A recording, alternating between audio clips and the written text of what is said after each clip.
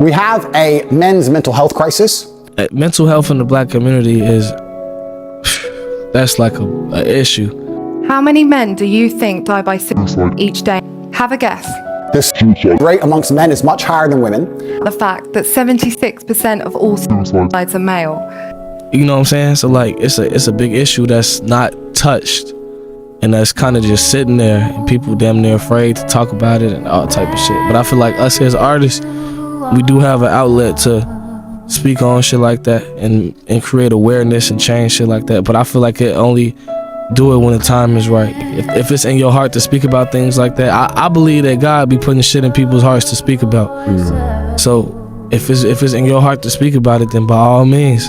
The silent scream of the masculine soul can occur in the arms of someone you love, and they never even hear it. And that's why it's freestyle. It's not nothing pre-planned. It's really coming from my heart. You know what I'm saying? It's really coming from my subconscious, and like really, it's coming from deep type shit. This silent killer is claiming the lives of more men under 45 than anything else. And I can't help but find myself asking, why is that? Maybe they live in such a world that even though they are close to us, they are still far from us. When they scream, we can't hear them. Doesn't that trouble you? Because it troubles me. These are our brothers, fathers, uncles, partners, sons. These are our friends. Let me explain. He was a ghost in a shell. It was like he was alive, but he wasn't alive. He wasn't really there. I don't really know exactly what it was that he was going through. But what I do know is that what it was doing to him was, it wasn't good. And when I say that, I'm saying that to say, from the outside looking in, it was like he was going through some serious shit. A very challenging thing about our reality, especially as black men, is we're not really allowed to disclose vulnerability. You ain't really allowed to show weakness, and he wasn't really too articulate about what he was dealing with. Right. Because nobody cares when you complain anyway. They got a bunch of shit to complain about too.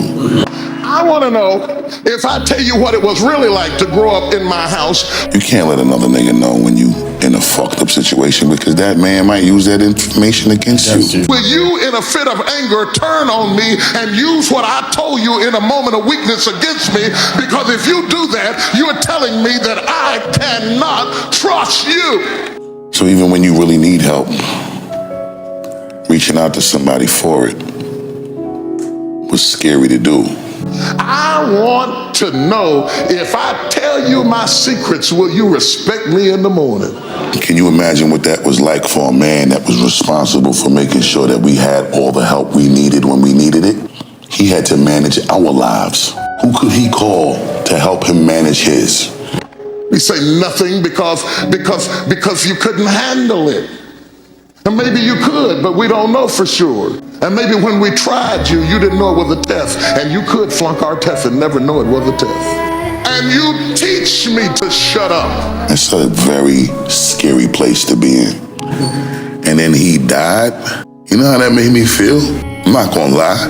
That shit fucking hurt, bro. I feel cheated. This ain't fair. Sometimes you feel like everything you love dies. Let's learn from this so that it can always correct the error. Like, we're not gonna sit here and act like errors ain't made to be corrected.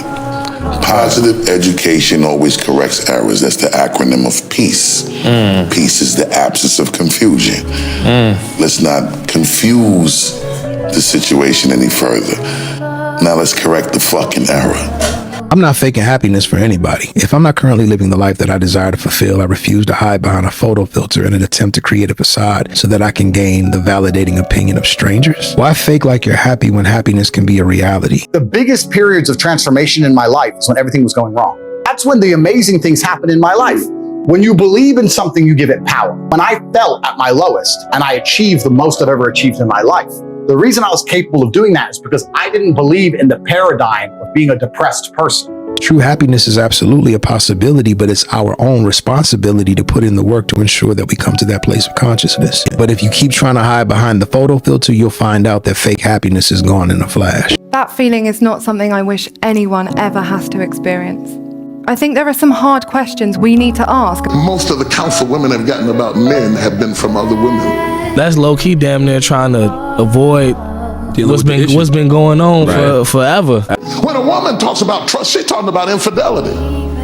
Because she don't want to know, do you pay your taxes? She doesn't want to know your credit report. They don't have a clue that we speak a different language. I bet you don't tell her everything because you cannot hear the language we speak. In the world we're living in now, you need to find a way to escape the matrix. Men are the backbone of the slave force. We always have been and always will be. And unfortunately now, if you're a law-abiding man inside the matrix, your future and the life that is laid out for you is nothing but depressing. Feeling depressed is real. But the idea that depression is going to strike you in your mind and there's nothing you can do about it, I think that is promoting helplessness. I just believe that this is how I currently feel, and fuck it, I'm going to do whatever it takes to get my life to be better. Through becoming financially successful, through sticking up for myself, through having opinions, through being a man of honor and courage, through taking care of the people who I love. Don't underestimate the hole your absence would leave. You know, each of us, we're remarkable creatures, and we have something to offer to the world, to our people we love, to the world at large. It's our responsibility to make that manifest, and we move a little farther away from paradise every time that doesn't happen. So, I don't have the answer for that, but I'm gonna leave you with that. And you can take that and walk with it and figure out what it is that you think I might be saying.